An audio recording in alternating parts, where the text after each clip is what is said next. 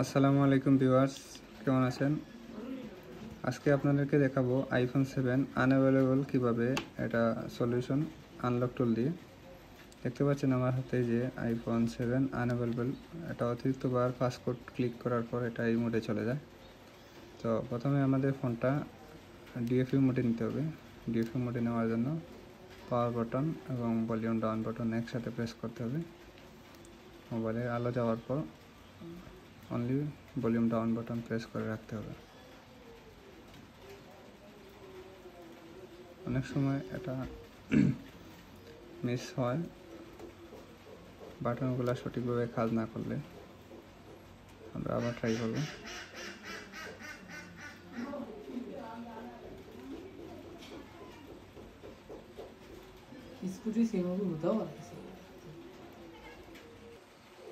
Viewers, আমার ফোনটা DFE মোডে চলে গেছে। ডিএফই মোডে চলে গেছে, এটা কনফার্ম হওয়ার জন্য আমরা কম্পিউটারে 3D টুলসে চেক করবো। 3D টুলসে দেখতে পাচ্ছেন আমাদের ফোনটা ডিএফই মোডে চলে গেছে। তো আমরা এটা without ISO file, without flash ছাড়া এটা আমরা ফিক্স করব। আনলক খুলে যাওয়ার পর অ্যাপেল যে ফিউচার, এটার উপরে ক্লিক করবেন। ক্লিক করার পর আমাদের পাউন্ড ডিএফইউ করতে হবে। প্রথমে পাউন্ড ডিএফইউ, এখানে কয়েকটা অপশন আছে, আমি প্রথমটাই সিলেক্ট করলাম।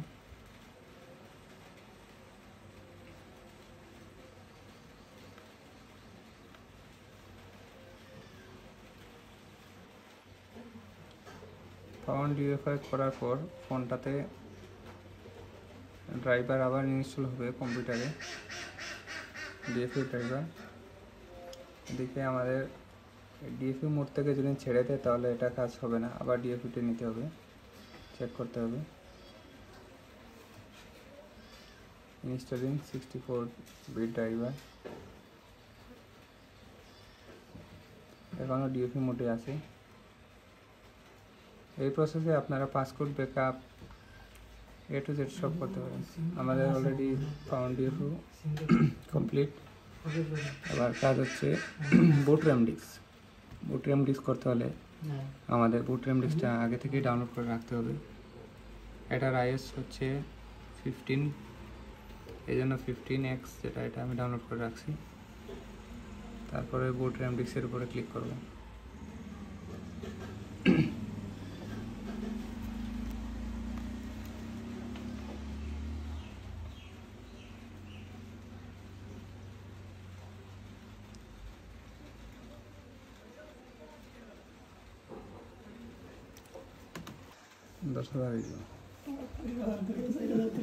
ভিউয়ার দেখতে পাচ্ছেন আমার ফোনে বুট র্যাম ডিস্ক যেটা ফাইলটা নিতেছে।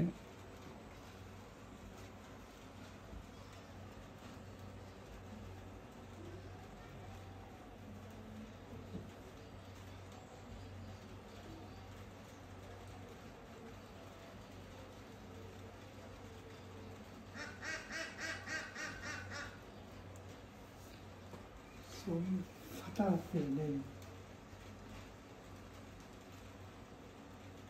আমার নগদে কেমন কিছু বললাম না।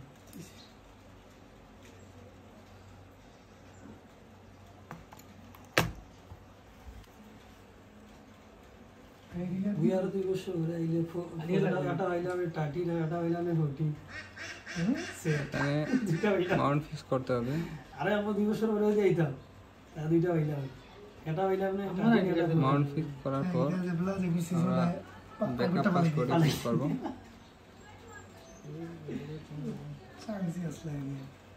ইসেটে মাইরে লাইছে ফোন ওকে।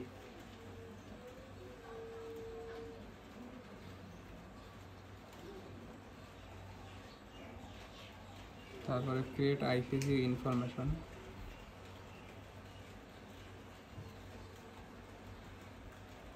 কাজ শেষ। আমরা ফ্যাক্টরি রিসেটে ক্লিক করে দেব। উইদাউট আইএসও ফাইল আমরা ফ্যাক্টরি রিসেট করে দেব, এখানে ফ্ল্যাশ ফাইল লাগবে না।